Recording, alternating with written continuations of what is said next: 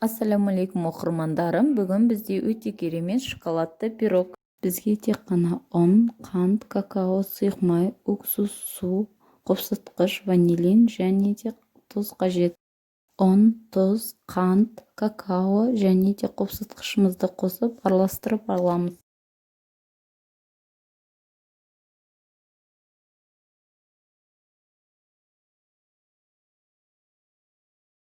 Кейін сұйық май, уксус, ванилин және суды құйып араластырамыз.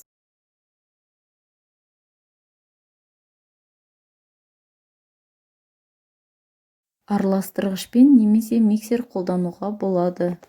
Массамыз біркелкі болу қажет. Формамыздың астына пергамент төсеп, жандарына маргарин жағамыз. Формамызға пирогымызды құямыз және де қамырымыз біркелкі болып жайылу үшін формамызды аздап қозғаймыз. 180 градуста қызып тұрған пешімізде 35-40 минут пісіреміз. Піскенін ағаш таяқшамен көреміз. Пирогымыз дайын болғанша шоколадты ганаш дайындаймыз. Ол үшін шоколадқа ыстық сүт құйып араластырамыз. Содан кейін маргарин майын салып, майымыз ерігенге дейін ыстық буда ұстаймыз. Пирогымыз піскеннен кейін формамыздан алып суытып қоямыз.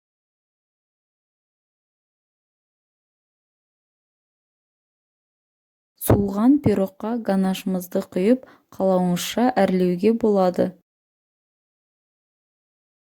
Осымен пирогымыз дайын, өте оңай әрі тез дайындалады, дәмі керемет болып шығады. Барлықтарыңызға ас болсын.